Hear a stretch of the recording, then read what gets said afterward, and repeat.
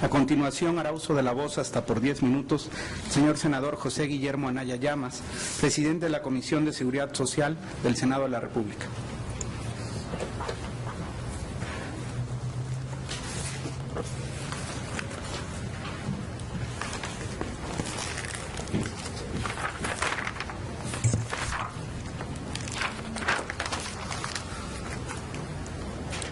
Muy buenos días,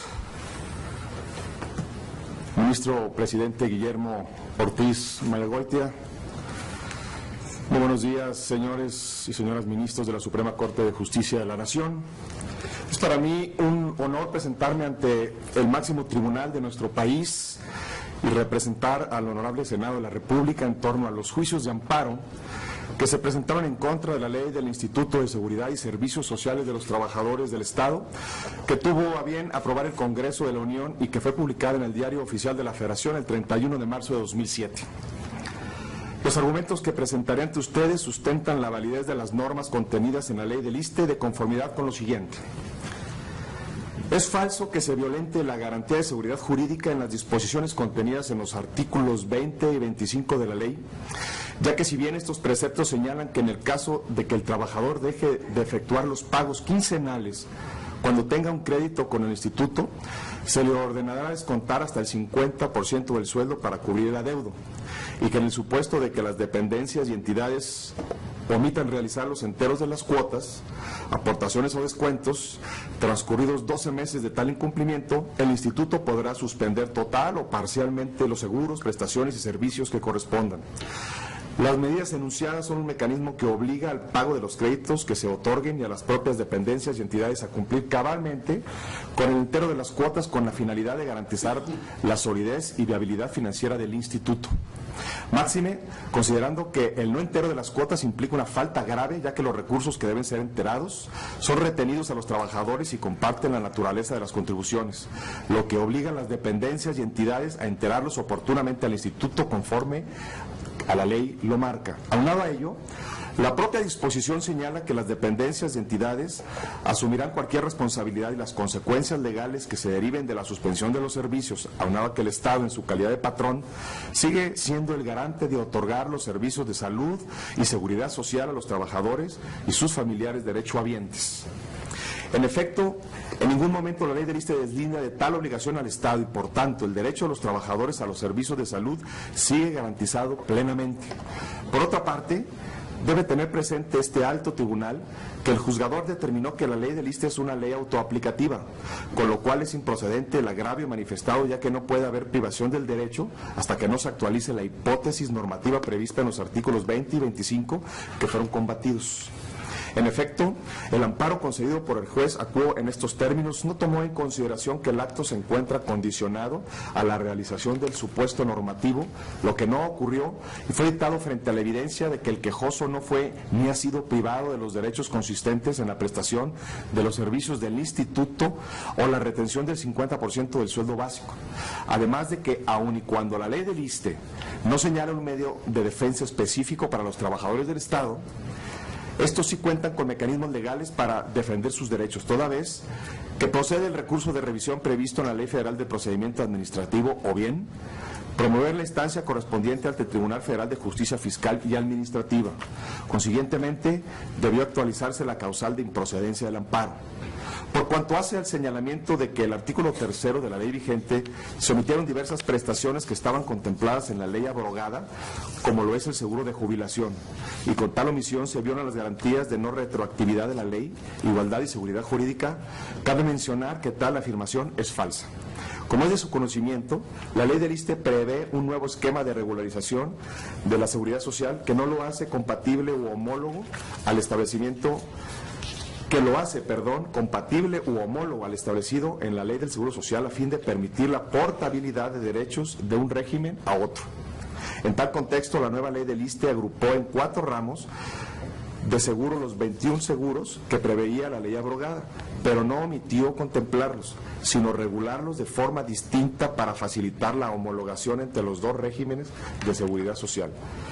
La medida de homologación, lejos de perjudicar a los trabajadores al servicio del Estado, les beneficiará, dado que podrán unificar sus años de cotización y sus cuentas de ahorro para el retiro en caso de que decidan cambiar de un empleo público al ámbito privado o viceversa. En caso contrario, lo que sucedía antes de esta medida legal es que un trabajador que dejaba de cotizar al ISSSTE por ingresar a un empleo en la iniciativa privada simplemente perdía su antigüedad de cotización, ya que en el nuevo empleo no le era reconocido. La nueva ley del ISSSTE tampoco transgrede la garantía de no retroactividad de la ley, toda vez que conforme lo disponía la ley anterior,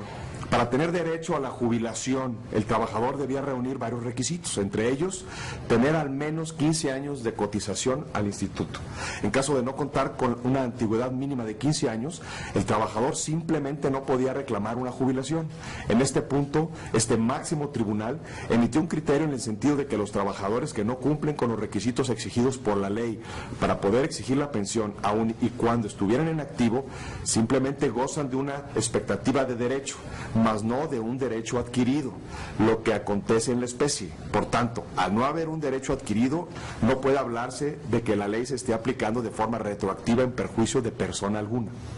Ahora bien, tampoco es cierto que se violente la garantía de irretroactividad bajo el argumento de que no se permite la acumulación de fondos cuando un trabajador está afiliado de manera simultánea al IMSS o al ISSSTE, toda vez que la ley lo único que exige es que el trabajador cuente con determinada edad y tiempo de servicios para poder jubilarse. Es decir, lo único que no puede ser computado doblemente es el tiempo que se trabaja simultáneamente en ambos regímenes de seguridad social, mas no así en lo referente a la acumulación de fondos.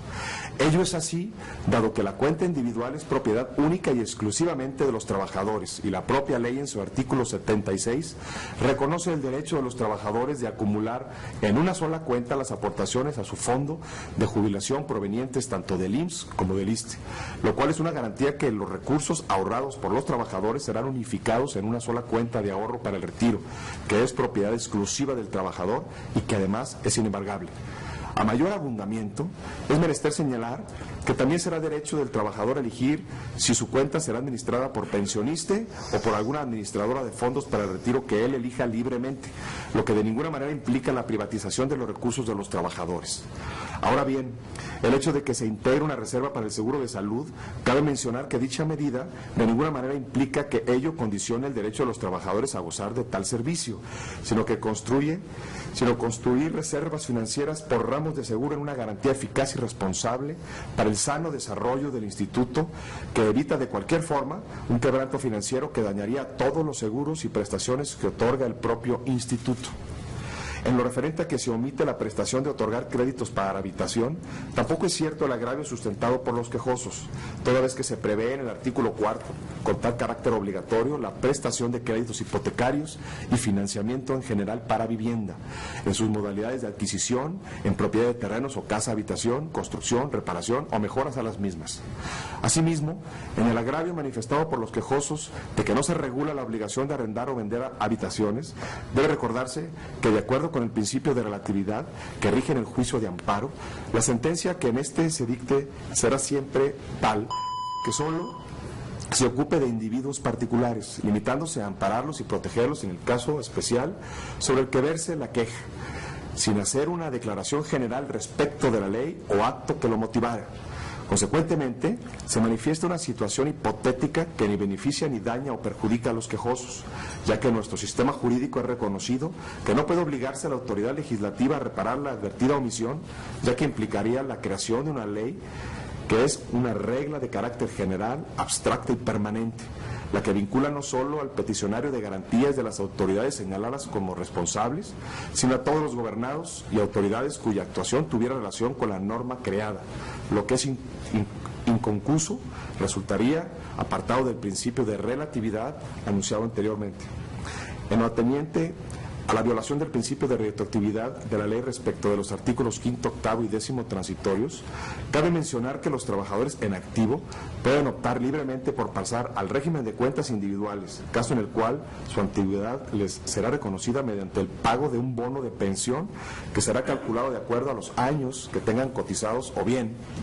Optar por quedarse en el régimen actual de jubilación con algunas variantes. Si los trabajadores exigen quedarse en el régimen actual de jubilación, la disposición transitoria simplemente cambia los requisitos de edad y tiempo de cotización para poder jubilarse, los cuales irán incrementándose gradualmente en el transcurso de varios años. Estas medidas de transición de la ley no violentan el principio de retroactividad, ya que si el trabajador de que se trate opta libremente por el bono de pensión y cambiar al régimen de cuentas individuales, su antigüedad laboral le será plenamente reconocida por el Estado, ya que el bono correspondiente se pagará con recursos públicos. Ahora bien, si el trabajador opta por quedarse en el esquema actual de jubilación, tampoco se aplica la ley de forma retroactiva, ya que, como lo mencioné anteriormente, el trabajador en activo solamente tiene una expectativa de derecho, en tanto no cumpla con los requisitos que la ley dispone para jubilarse.